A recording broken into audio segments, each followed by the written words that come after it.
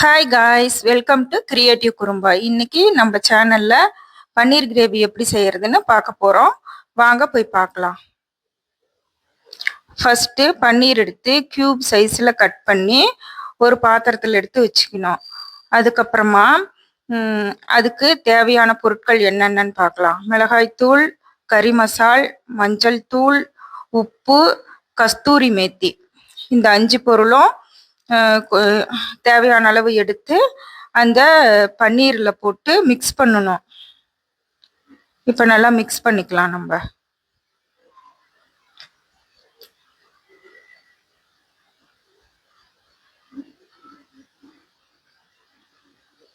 எண்ணெய் 2 ஸ்பூன் விட்டுக்கணும்.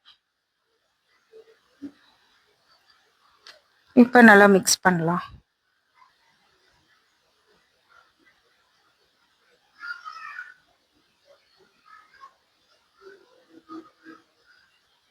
திரும்பவும் எண்ணெய் கொஞ்சம் பத்தலை, அதனால திரும்பவும் கொஞ்சமா எண்ணெய் விட்டு மிக்ஸ் பண்றோம்.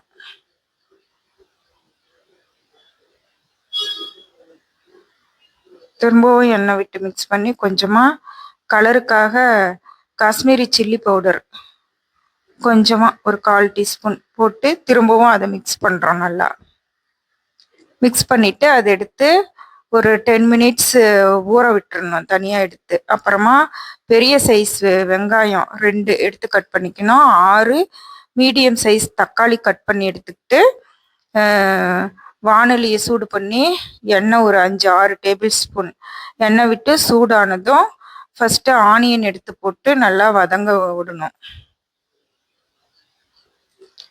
ஆனியன் போட்டுட்டு கொஞ்ச நேரம் வதக்கலாம்.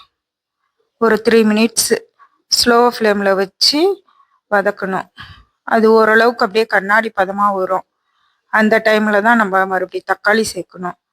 இருங்க, இது அப்படியே ஒரு வதங்கட்டும் கண்ணாடி பதத்துக்கு. இது சில்வர் வானலி, அதனால கொஞ்சம் பார்த்து தான் செய்யணும். இப்போ கண்ணாடி பதத்துக்கு வந்துருச்சு. இப்போ அடுத்ததான் நம்ம தக்காளி ஆட் பண்ணிடலாம். தக்காளி போட்டாச்சு. இப்போ தக்காளி மிக்ஸ் பண்ணலாம்.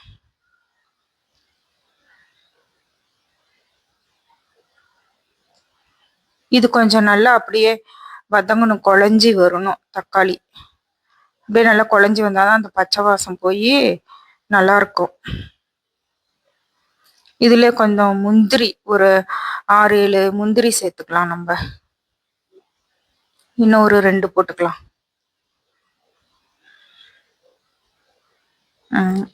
இதை ஒரு நிமிஷம் அப்படியே ஸ்லோ ஃப்ளேம்லயே வச்சு அதை அப்படியே வதங்கிக்கலாம்.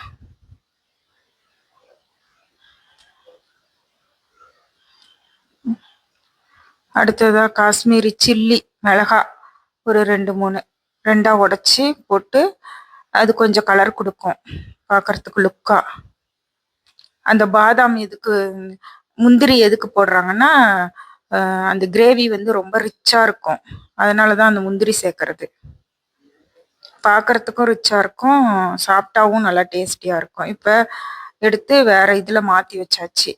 அது சூடு ஆறட்டும். ஆறின பின்னாடி திரும்பவும் வானலி வச்சு எண்ணெய் விட்டு அந்த மிக்ஸ் பண்ணி வச்சிருந்த பன்னீர் எடுத்து இதுல போட்டு ஃப்ரை பண்ணணும். இப்ப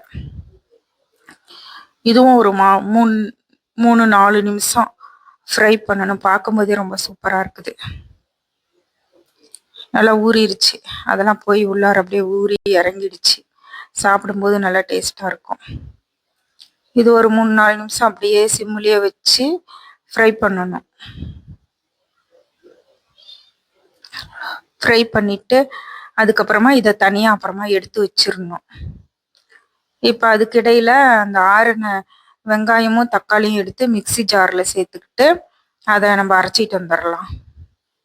மிக்சி ஜாரில் போட்டுட்டு அரைச்சிட்டு உங்கள்கிட்ட காட்டுறேன். அப்படியே நைஸ் பேஸ்டாக இருக்கும். வந்துருச்சு. இப்போ கரண்டியில் எடுத்து காட்டுறேன் பாருங்க.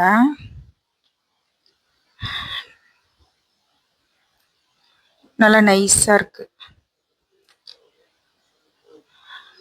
இது ஒரு ஓரமாக வச்சுட்டு திரும்ப நம்ம ஃப்ரை பண்ணி எடுத்த அந்த எண்ணெய் மீதி இருந்துச்சு, அதுலேயே கொஞ்சமாக சீரகம், சோம்பு, 2 ஏலக்காய், பட்டை, பிரியாணி இலை, இது 5யும் போட்டு கொஞ்ச நேரம் அப்படியே அதை வந்து ஃப்ரை பண்ணிகிட்டே இருக்கணும்.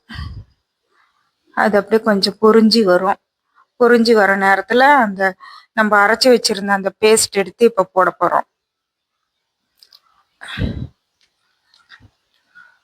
அதை எடுத்து போட்டு இப்போ மிக்ஸ் பண்ணணும்.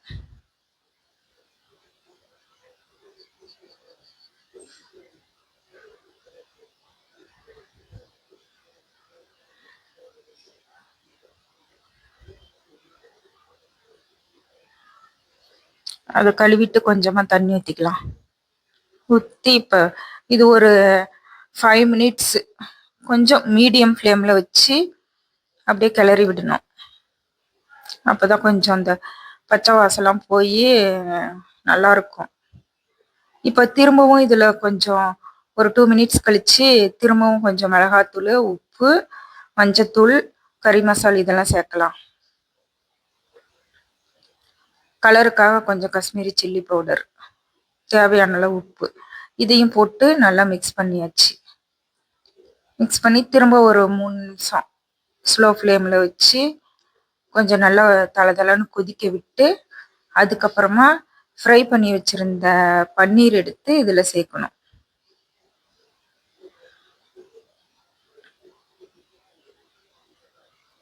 இது 1/4 கிலோ பன்னீர், ஒரு 4 பேர் சாப்பிட்லாம் சப்பாத்திக்கு. இது கூட சப்பாத்தி வச்சு சாப்பிடும்போது தான் நல்லாயிருக்கும். சப்பாத்திக்கு தொட்டுக்கிறதுக்கு சூப்பராக இருக்கும். நம்ம அந்த முந்திரியெலாம் சேர்த்துருக்கிறதுனால ரொம்ப ரிச்சாகவும் இருக்கும். அதுக்கப்புறமா இப்போ வந்து நம்ம ஃப்ரெஷ் க்ரீம் ஆட் பண்ணணும். ஃப்ரெஷ் க்ரீம் ஆட் பண்ணி கஸ்தூரி மேத்தி இது தூவி, கொத்தமல்லி இலையெல்லாம் தூவி போட்டால் நல்லா சூப்பராக வாசமாக இருக்கும். நான் உங்ககிட்ட காட்டுறேன் இருங்க. இது ஒரு 2 மினிட்ஸ் வதங்கட்டும். இப்போ ஃப்ரெஷ் க்ரீமு இப்போ ஆஃப் பண்ணியாச்சு ஸ்டவ்வு. இப்போ அதுக்கு மேலே ஃப்ரெஷ் க்ரீம் சேர்த்துறோம். ஃப்ரெஷ் க்ரீம் சேர்த்தியாச்சு. அதுக்கப்புறமா இப்போ கொத்தமல்லி இலை கொஞ்சம் மேலால் அப்படியே தூவி விடலாம். இப்போ அடுத்ததாக நெக்ஸ்ட்டு கஸ்தூரி மேத்தி கொஞ்சம் தூவலாம்.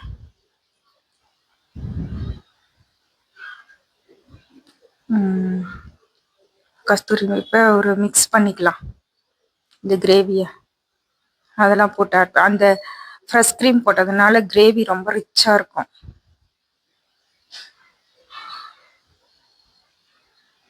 அவ்வளோதான்.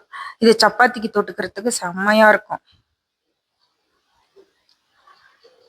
என்னுடைய வீடியோ பார்த்துட்டு கமெண்ட்ஸ் பண்ணுங்க இப்போ ஃப்ரெண்ட்ஸ். லைக் பண்ணுங்கள், ஷேர் பண்ணுங்கள்.